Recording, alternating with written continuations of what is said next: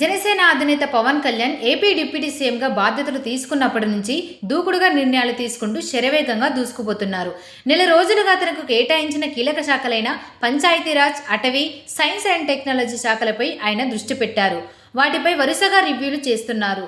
ఏ శాఖల పనితీరు ఎలా ఉందో అనేది తెలుసుకుంటున్నారు.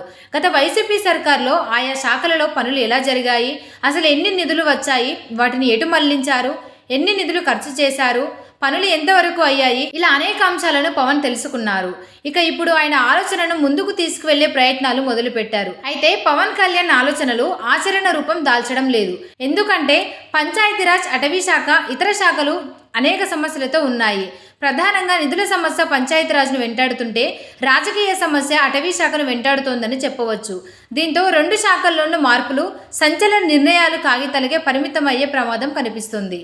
పవన్ తీసుకున్న నిర్ణయాలను గమనిస్తే గ్రామీణ ప్రాంతాల్లో మంచి రహదారులను నిర్మించాలనేది ఆయన ఆలోచన. ఈ గ్రామాలు డెవలప్ అయితే మంచిదే. గ్రామీణ ప్రాంతాలకు సంబంధించి కేంద్రం సడక్ యోజన అమలు చేస్తోంది.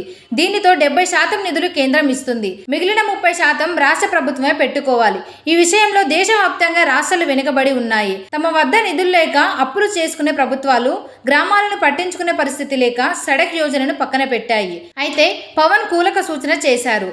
రాష్ట్ర సర్కారు వాటాను 10% తగ్గించేలా కేంద్రాన్ని ఒప్పిస్తానని అన్నారు. కానీ ఇది సాధ్యం కాకపోవచ్చు. ఒక రాష్ట్రానికి ఒక రకంగా, మరో రాష్ట్రానికి ఇంకొక రకంగా గ్రామీణ వ్యవస్థను సంబంధించి కేంద్రం వ్యవహరించదు. ఇక పవన్ మరో నిర్ణయం, అటవీ సంరక్షణ, ఎర్రచంద్రం దోపిడీ. ఇది ఏపీలో జరుగుతున్నట్టు భావిస్తున్నా దీని మూలాలు అంతర్జాతీయంగా ఉన్నాయి. పొరుగు రాష్ట్రాల్లోనూ రాజకీయంగా దన్నుగా ఉన్నవారు ఏ రంగంలో ఉన్నారు. మన రాష్ట్రంలోనే ఈ విషయానికి వచ్చేసరికి ప్రత్యర్థులు సైతం మిత్రులుగా కలిసిపోయిన పరిస్థితి ఉంది. అందుకే లక్షల టన్నుల్లో అక్రమ రవాణా అవుతున్నా కేవలం ఓ 10-15 దుంగలు మాత్రమే దొరుకుతాయి. అంటే ఏ రేంజ్లో రాజకీయ నెట్వర్క్ ఉందో అర్థమవుతుంది. కాబట్టి పవన్ ఆలోచనల దూకుడికి ఆచరణ మాత్రం బ్రేకేజ్ వేస్తుందని చెప్పవచ్చు.